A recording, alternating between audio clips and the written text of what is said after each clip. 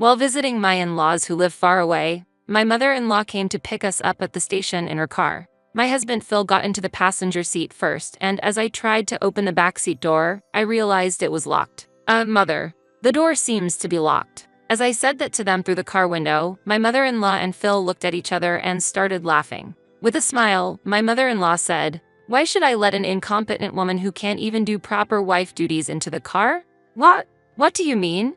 I never liked you from the start. You wear your career woman attitude on your face and don't support Phil at all. Hey, open the door, I demanded, but the door remained firmly locked. Then, Phil in the passenger seat said mockingly, "This should make you rethink things a little. Walk 3 hours back home." At that moment, I couldn't take it anymore. What kind of parent-child pair is this? I won't follow you anymore. I don't care what happens. Fine, I replied, squeezing out my words. My mother-in-law and Phil laughed loudly, rolled up the windows, and drove off. An hour later, Phil called me repeatedly. "I'm Katie Simpson, 31 years old and a working wife. I'm good at Spanish and work for a foreign company. My workplace is vibrant, and I spent my 20s devoted to my job. But soon I realized my 30s were approaching and felt a bit anxious about not having a boyfriend. Even so, I was hesitant to apply to a marriage agency. Instead, my daily routine was to visit my favorite bar after work to relax and think things over.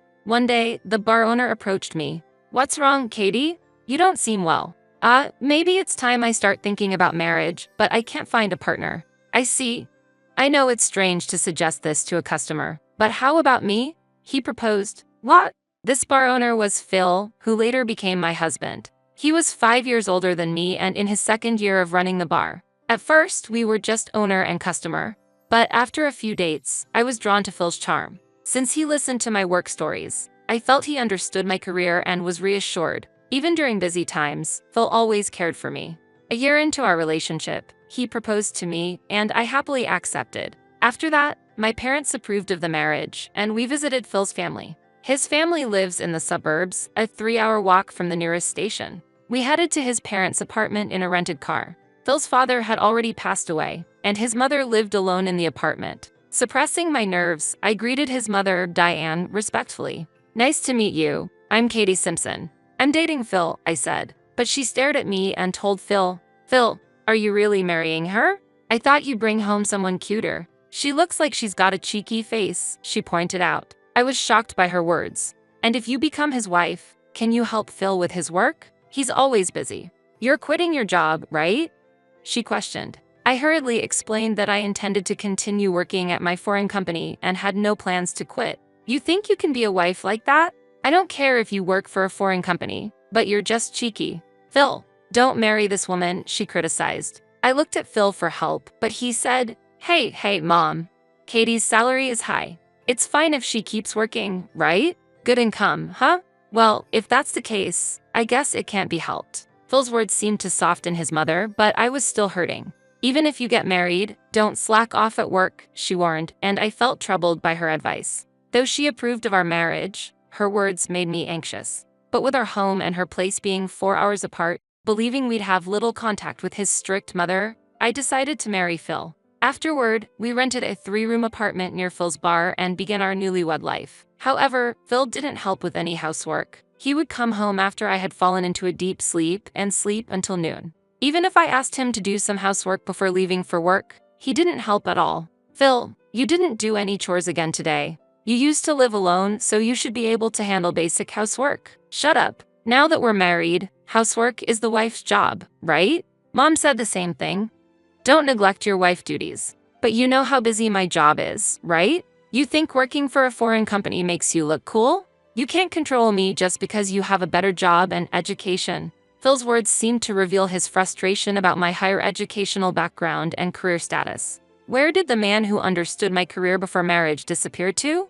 With my head in my hands, I had no choice but to shoulder all the housework. A few months after our marriage, I came home to a shocking sight. My mother-in-law had shown up and announced, "Mother, is something wrong?" "What? Didn't Phil tell you? I'll be staying here for the next 3 months to assess how well you do as a wife." "What? Phil, what is this about?" I looked at Phil, but he casually replied, Did I forgot to mention it?"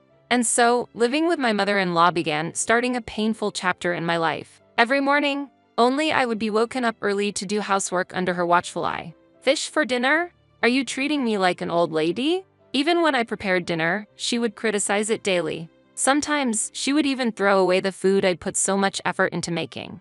After working late, I'd return home to find my mother-in-law blocking the entrance. What are you trying to prove by coming home this late? Don't forget my son is the one making the money. Because of this, I had to listen to her constant nagging. While she treated me like a servant, she often asked me for money. Katie, I want to see a musical show. Could you give me the ticket money? That's quite a sudden request. Come on, I'm in the big city, so you should let me have a little fun. Why are you being so stingy?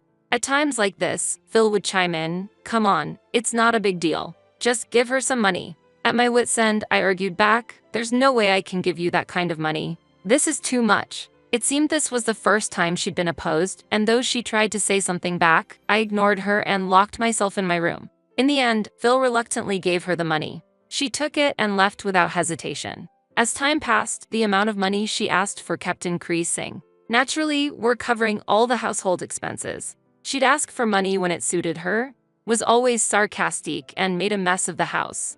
Unable to tolerate the situation any longer, I brought it up with Phil one day. Phil, the way your mom treats me is just too much. You need to take action as my husband. But Phil, visibly angry, said, what are you talking about? Are you planning to criticize my mom?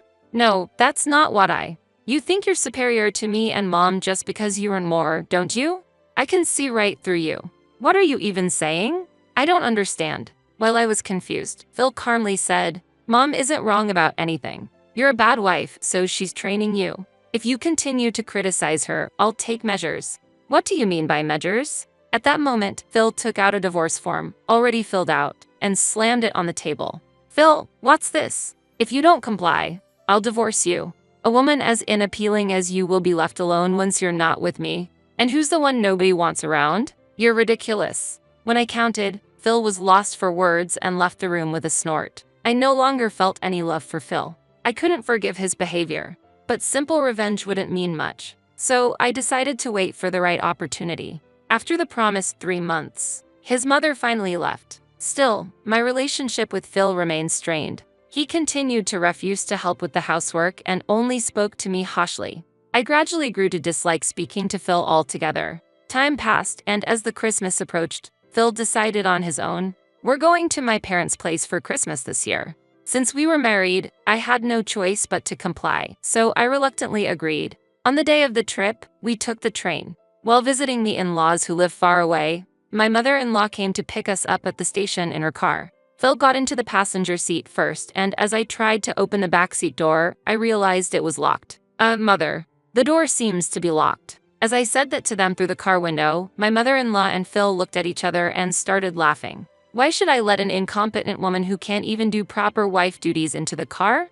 What? What do you mean? I never liked you from the start. You wear your career woman attitude on your face and don't support Phil at all. Hey, open the door, I demanded, but the door remained firmly locked. Then, Phil in the passenger seat said mockingly, this should make you rethink things a little. Walk 3 hours back home. At that moment, I couldn't take it anymore. What kind of parent-child pair is this? I won't follow you anymore. I don't care what happens. Fine, I replied, squeezing out my words. My mother-in-law and Phil laughed loudly, rolled up the windows, and drove off. I just silently watched their car drive away. Well then, let's head back, I murmured to myself. And I returned to the station instead of going back to her place. I'd never go back there again. No matter how angry my mother-in-law and Phil would get, I didn't care anymore. I managed to find an open seat on the train and quickly left the area. An hour had passed since I had separated from my husband. Then, my phone started ringing. The caller was Phil. I ignored it and put my phone in my coat pocket. The calls kept coming, almost like a relentless pursuit. Unable to bear it any longer, I stepped out onto the train deck and answered the call. Hello, I said. You finally picked up. Where are you?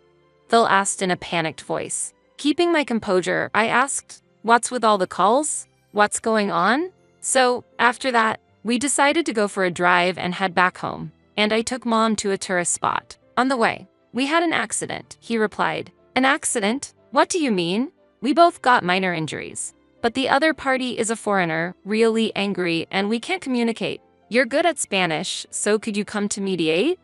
Phil asked frantically. I see. Are you really listening? The other car looks very expensive, and the driver is yelling in Spanish. Hurry up and come here. Where are you walking right now?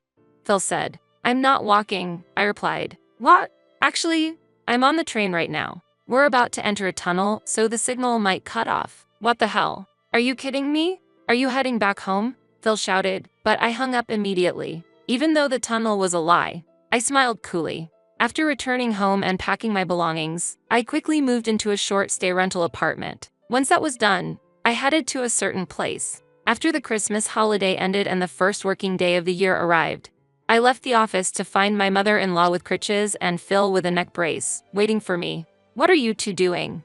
I asked with a scowl, and both turned red in the face. There's no one at home, and you're not answering your phone. What on earth have you been doing? Unforgivable. They yelled, so to avoid causing a scene, I led them to a nearby cafe. Why did you not come last time? And you call yourself a wife? My mother-in-law began to shout, but I ordered coffee and chose to ignore her. Phil couldn't hide his anger and said, because you didn't come back. We had all sorts of trouble afterward. The police came, and in the end, we had to speak directly to the other party. They're foreigners, and not being able to communicate was a problem. Really? I replied. I'll overlook your attitude. So just go and talk to them quickly. They're calling again. With a pushy attitude, Phil handed me the phone. Reluctantly, I answered the call, had a brief conversation with the other party, and ended the call. Phil asked me, so, what did they say? I calmly responded, they were really angry. Apparently, your mother ignored a red light and crashed into the other car. And the other party is a famous international celebrity, demanding compensation for medical expenses and the totaled car. That car is worth $300,000. What? Phil and his mother exclaimed in shock, their voices echoing in the room. They seemed speechless, unable to hide their surprise at the information. Well, can't you handle it with insurance? I lightly suggested, but my mother-in-law's face darkened immediately. Actually, we don't have insurance. I thought it was a waste of money, she muttered. Oh my, I said with a bitter smile, sensing the atmosphere change. Phil showed his anger toward me and said, what's with that attitude? That's not how a wife should act. Quickly talk to them and make sure there are no additional costs. If it goes to court, you'll be our interpreter. Then, my mother-in-law chimed in. Yes, you're rich, so you should help out with this. It's only natural as a wife. I calmly responded, I'm not a wife anymore. What? Phil looked surprised, but I proceeded to explain the facts matter-of-factly. When Phil presented the divorce form to pressure me, my heart had already gone cold. I swiftly went to the courthouse and filed the divorce papers. I had kept the form Phil had used for leverage in case anything happened. What, you? How could you do this on your own? Phil exclaimed in shock. How disrespectful. His mother accused. Both of them criticized me simultaneously, but I stood my ground and confidently rebutted, I have nothing to do with you anymore. We're just strangers now. You can suffer paying the $300,000 or whatever. You horrible people. I walked away, leaving them fuming with anger. As for what happened afterward, I heard that both eventually made a full recovery from their injuries. Apparently, they weren't that seriously injured in the first place. My former mother-in-law's car was broken beyond repair due to the accident, and the famous foreign celebrity demanded an unimaginable amount in compensation. Phil's bar was never particularly successful, and his income alone was insufficient to support their household. With Phil's low income and his mother living unemployed in an apartment, they had no way to come up with the necessary funds and eventually had to go into debt. Phil moved back to his parents' home, and the two now lived together in a shabby apartment, working hard to repay their debt. Even after hearing these stories, I don't feel any sympathy for them. On the contrary, I even feel a sense of relief. Several years have passed since the divorce, and I've been living alone, focusing on my work. As a result, my stress has decreased and my performance at work has improved, leading to a promotion. Recently, a sincere and reliable man I met through work formally asked to date me with marriage in mind. I intend to accept his proposal. From now on, I'll put myself first and pursue true happiness.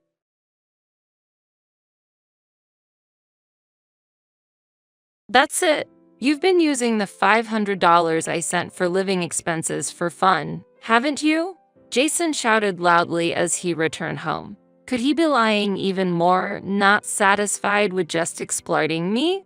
As I heard his voice, anger also welled up in my heart. Jason was a problem. He surely had no intention of listening to me. My love for Jason, who ignored my words and said things as he pleased, cooled rapidly. Do you have any intention of listening to me? I don't want to hear your excuses. Either return the money you spent immediately, or divorce. What? Then it's divorce. I answered with a smile. Right after that, the front door opened. It seemed my son Kevin had come home. It's wrong to blame Mom. What? Are you defending this woman? She has. That's exactly why you both lost my trust. Seeing the person who appeared behind Kevin, we were surprised. Thanks to his support, I was able to divorce Jason. And by stopping the remittances, they will be put in a difficult situation. I, Tracy Manning, 37 years old, am a normal part-time office worker and a mother with a son, Kevin, who is in the midst of his rebellious phase. Kevin, ever since he was young, liked his studies and would voluntarily do his homework and prepare for lessons without my prompting. As he entered his rebellious phase, he gradually began to ignore me. However, he never used harsh words or violence. When he became a high school student, I felt this was normal. More difficult than my son were my husband Jason and my mother-in-law, Diane. I met Jason in college, and we started dating due to his proactive approach. After graduating, Kevin was born and we got married. How rude to have a shotgun wedding, my mother-in-law criticized. She loved Jason very much and probably thought I took him away. I endured her mistreatment. Sometimes it even endangered my pregnancy. At such times, my father-in-law Michael would save us, saying, "What are you doing?" My father-in-law is strict but kind-hearted, a benefactor who has supported us many times. I keep in touch with my father-in-law, but I keep my distance from my mother-in-law. Honestly, I don't want to get involved with her. Then one day, I got an unpleasant call from my mother-in-law. Hey, could you increase the remittance a bit? Actually, we were financially supporting her. Once, Jason suggested we live together. However, citing unresolved issues from the past mistreatment and Kevin's examination period, I refused. Then, Jason and his mother strongly criticized me. Not wanting to live together is inappropriate for a wife. My mother-in-law said, always dwelling on the past. Jason also said, wait, does living together mean I have to change my desired school? Kevin changed the situation with those words. Kevin, as the heir, was pampered by my mother-in-law. If I don't go to that school, my future will be jeopardized. Do you intend to hinder my dreams? If so, I'll never forgive you. Because of Kevin's words, my mother-in-law had nothing to say. Jason also silently looked at his mother. It was also helpful that my father-in-law was on our side. If you don't value your family, you might lose your job, he warned Jason. My father-in-law runs a company where I work part-time. Jason is the nominal successor, but his lack of work skills is well known. Even I, a part-timer, hear about Jason's incompetence. It's that famous. I think his current position is due to my father-in-law's mercy. Understanding this, Jason stopped mentioning living together. Given this background, we decided to provide financial support instead of living together. I don't feel the need to provide support, but please let me at least do this for my parents, begged Jason, so I accepted it. Jason is lazy, so in reality, I am the one sending the $500 he gave me directly to my mother-in-law. I think there's no need for financial support with your husband's income, but it's for my husband. Just send it quickly without complaints. My mother-in-law insisted over the phone. Arguing would only make my mother-in-law angrier. Until now, Kevin and my father-in-law have been supportive, but now Kevin is in adolescence, and my father-in-law is busy with an important project. It's hard to ask for help. Despite this, my mother-in-law's persistent demands for more money continued, so I decided to add another $300 from my part-time income. Just $300? Well, okay. I've increased the amount, so please don't make unnecessary contact anymore. I firmly warned my cheerful mother-in-law. Keeping distance from my mother-in-law was best, but I couldn't forget my father-in-law's kindness.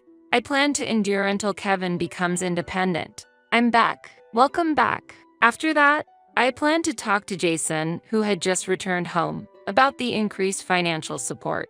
But Jason avoided even looking at me. Irritated by him, I still tried to have an important conversation. I want to talk a little. Enough, I'm tired.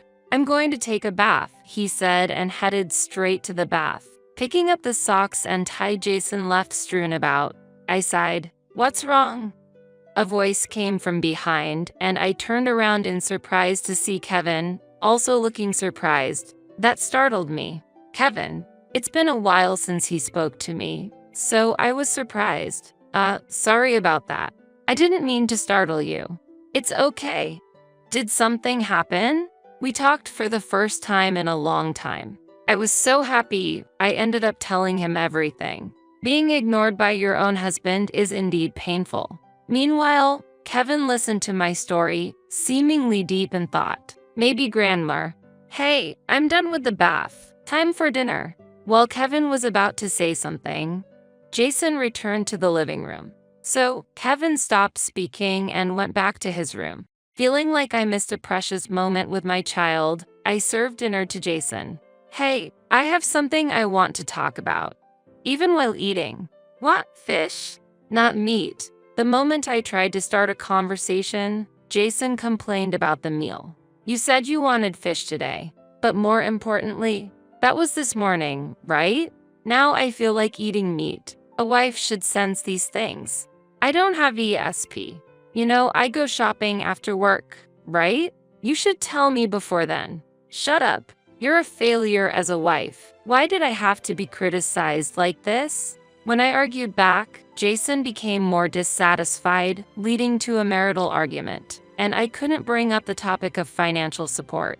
At that time, I didn't realize that Kevin was recording us with his smartphone. Sigh, father-in-law is really a good person. I muttered to myself alone in the living room. To be honest, I had to express it out loud to cope with the stress.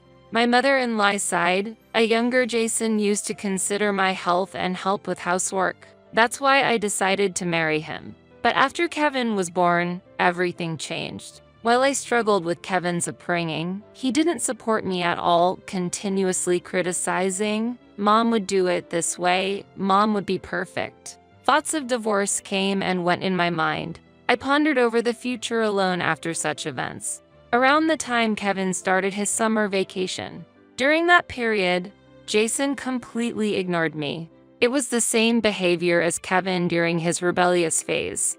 Is he really a mature adult? There's something important. Come to our parents' house. One day, our family was called to my in-laws' house. It was sudden, and I had work, and Kevin had other plans, so I sent Jason alone. Jason looked a bit displeased, but took a leave and went by himself. Kevin was also getting ready to leave. Kevin, where are you going? Friends. Yeah, that's right. Okay, take care. Don't be too late. So, Kevin and I left the house separately. While at work, I heard that Jason's absence increased work efficiency, and I unconsciously smiled. When I returned home, no one had come back yet, and I started preparing dinner, wondering if I would be criticized that day. Suddenly, hey, Tracy. Jason yelled as he entered through the front door. What happened, Jason? You seem so upset. You've been deceiving me. With doubtful eyes, Jason shouted at me. What? Not understanding his words, I tilted my head and Jason glared at me with anger. Confused, I understood the situation from Jason's next words. We're getting a divorce. You've been playing with the $500 I gave you for living expenses. As soon as he came home, Jason began his angry tirade. Listening to Jason, anger also welled up in my heart. Jason was out of line. Seeing his behavior, he clearly had no intention of listening to me.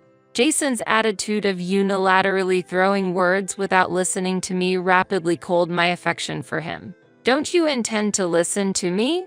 I don't want to hear your excuses. Either return the money you spent immediately or divorce. What? Then divorce it is. I spoke with a gentle smile, and then the front door opened. It seemed Kevin had come home. It's wrong to blame Mom. What? You're defending this woman? She has to. That's exactly why you have lost our trust. We were surprised by the person who appeared behind Kevin. Father, Dad, why are you here with Kevin? There stood my father-in-law, filled with indignation. What are you doing? Explain quickly. When my father-in-law asked in a stern tone, Jason immediately stumbled over his words. My father-in-law gazed at him sternly while Kevin took out his smartphone. I recorded all of Dad's behavior towards Mom, including our recent conversation. This will show everyone that Dad is wrong. What? When Kevin said that, Jason looked utterly shocked. I won't allow you to make Mom the villain, and if you try to hurt her, I'm prepared to take you down, Dad. Kevin is athletic and well-built, while Jason has recently started to develop a belly, a typical middle-aged man. The difference in strength was clear. You're defying your father? What kind of father are you talking about? A father who follows grandmother's every word and ignores Mom's opinions? Even when I ignored her, Mom was always sincere towards me. But what are you doing as a father? Is making Mom suffer your job as a father? Jason remained silent at Kevin's calm words. Children grow up before you know it. Despite this situation, I was sincerely happy that Kevin was protecting me. Jason, remember what I said earlier about what happens to a man who doesn't value his family? My father-in-law said this, and Jason's face turned pale. A natural reaction. It's as if he's saying he's about to fire him. Mom, here. This is a divorce form? What I was handed was a divorce form. Why did Kevin have this? I never expected such preparations. You don't have to worry about me. Encouraged by Kevin's words, I quickly filled in my part and handed it to Jason. Without hesitation, Jason signed the divorce form and then looked at me, surprised. What? Are you sure? Won't you be in trouble if we get divorced? I'll manage. It's easier than living with you. And no more troubles with your mother.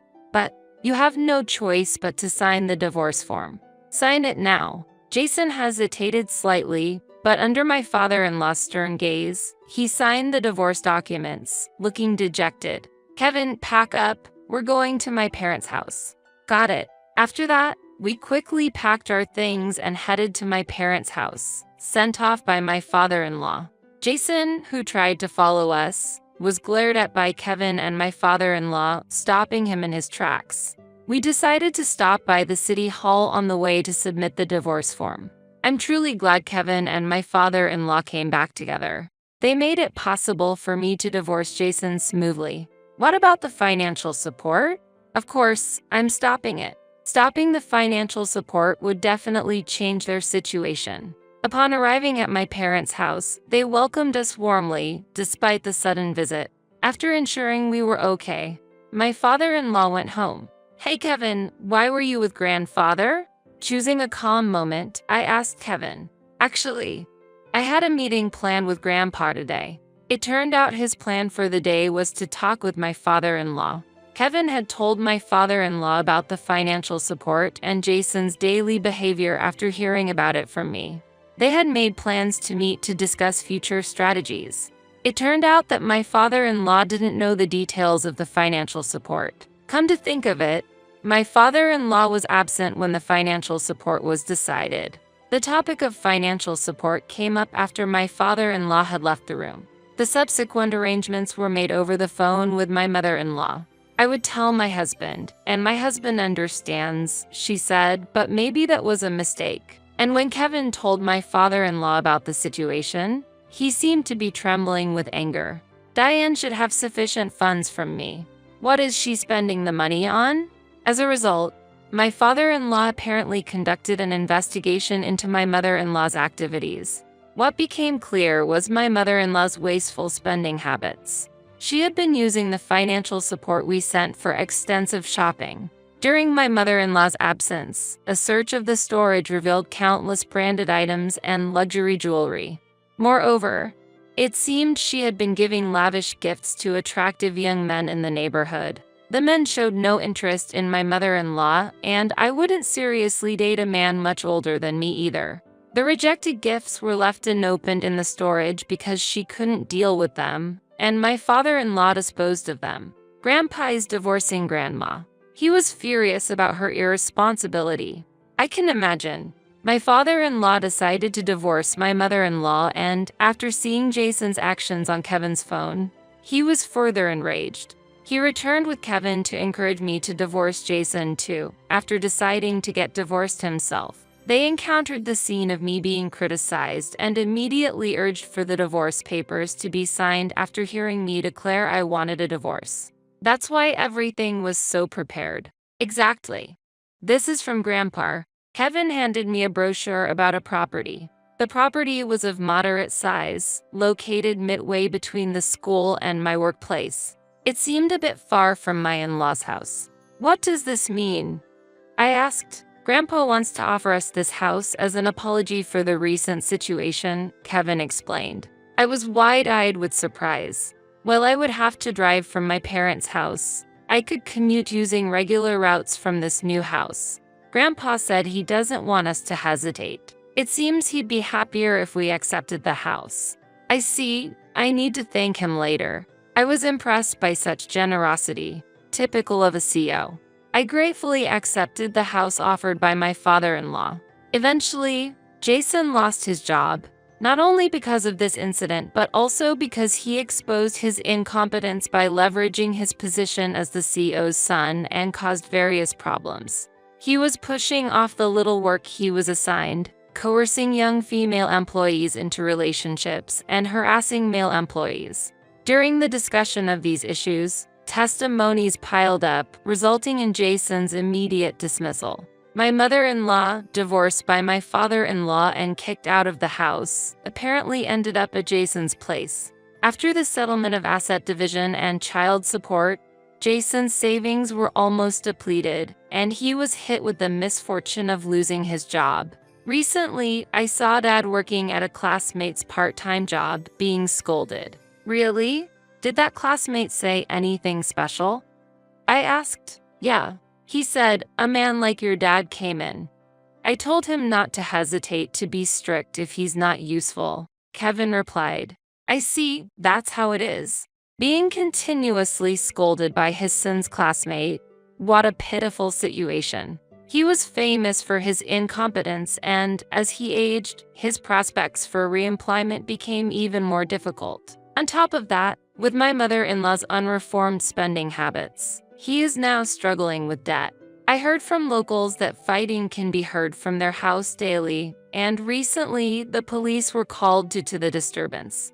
That incident must have been a significant humiliation for him. Perhaps soon, he might have to leave that house, facing the possibility of being evicted due to mortgage delinquency.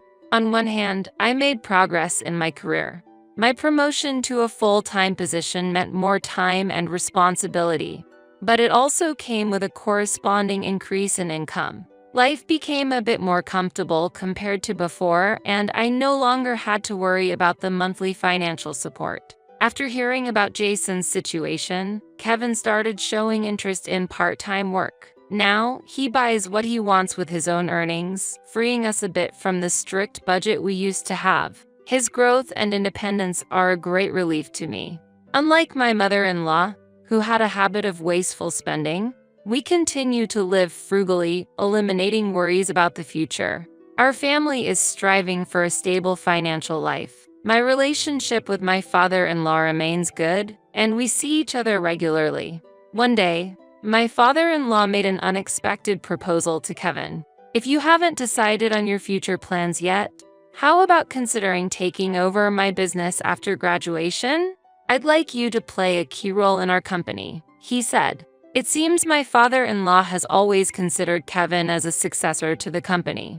Maybe employing Jason was part of this plan to spark Kevin's interest. There's no need to rush. If you don't find another dream by the time you graduate from college, I'd like you to consider our business as an option, my father-in-law said, and Kevin took his words seriously. Kevin, you can choose your own path. Don't worry about the favor. I'll solve it through my work, I told him. Thanks, Mom. Actually, I'm still undecided about my future, Kevin replied. He's aiming for a top university's economics department, but his future is still unclear. Then, one day, I received a call from Jason. He was struggling with the mortgage payments and ended up selling the house. I was just astonished by Jason, who left my mother-in-law behind. I understood that Jason was walking the path he chose, but I was still disappointed by his actions. You won't have any more trouble with my mom. Let's start over, Tracy. Kevin needs a real father, Jason said, to which I sharply reacted. What do you have left now? I asked, and he just looked puzzled. Through this exchange, I reconsidered my and my son's future. Our lives aren't dictated by someone else's choices. No matter what path Kevin chooses, I plan to support him fully. While my father-in-law's offer is appreciated, I want Kevin to choose his future on his own terms. I hope his university studies will bring new possibilities to his life and shape his dreams and aspirations. We will continue to move forward step by step, overcoming difficulties. Along with my son's growth, I may have also started a new journey. You have no job, no property, no home. Kevin and I have no feelings left for you. You even abandoned your mother, the only one you had left. What do you have now? Jason was silent to my question. I was honestly disappointed with him for choosing his mother over me and then ultimately abandoning her. The Jason I once loved seems to no longer exist. But if I return to you, Tracy, you no longer have a place with us. I don't want you to contact us ever again. I hung up the phone and set it to block his calls. Later, Jason went to my parents' house, but my father especially had harsh words for him, and my father-in-law took him away. He was then assigned to a construction site far away. Surrounded by burly men at work, it seems unlikely he'll interfere with us again. Meanwhile, my mother-in-law, abandoned by Jason, lost her place and was rumored to be seen under a bridge. But that is no longer my concern. I'll be late coming home today because of my part-time job. Okay, thanks for letting me know. That's my line. Thank you, really. Since then, Kevin has emerged from his rebellious phase and engages in proper conversations with me. Through recent events, I've come to understand Kevin's feelings better. To respond to those feelings, I've been expressing my gratitude and apologies directly. Thanks to his response, our parent-child relationship has become closer. Jason's departure, ironically, made us closer as a family. I spent the day with Kevin, thankful for this, and smiling.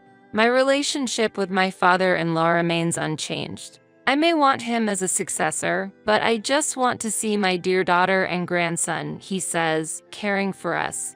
My father-in-law was delighted when we recently went on a trip with my parents. I hope to maintain this good relationship with him. Years after the divorce, letters from Jason asking for reconciliation kept coming through my parents. I've been tearing them up without reading. Another letter from him? Looks like it. He still hasn't given up. He should realize that giving up is the real path to happiness. He probably wants to regain something since he has nothing left. Let's hurry and have dinner. Today, Kevin, who has just graduated from college, is going to his first day of work as a successor in the company. He earned the employees' trust during his internship while he was a student. The office staff even mentioned how he's seen as a promising new employee. I'm proud of my son. Actually, I wanted to give this to you, Mom. What is it? He handed me a beautiful box with an elegant pen inside. I bought this with the money I've been saving. I could work hard because of you. I was moved to tears in the morning. I want to continue living peacefully and closely as a family. And I want to be there for Kevin so he can always smile. I'll be careful not to be overbearing like someone we used to know.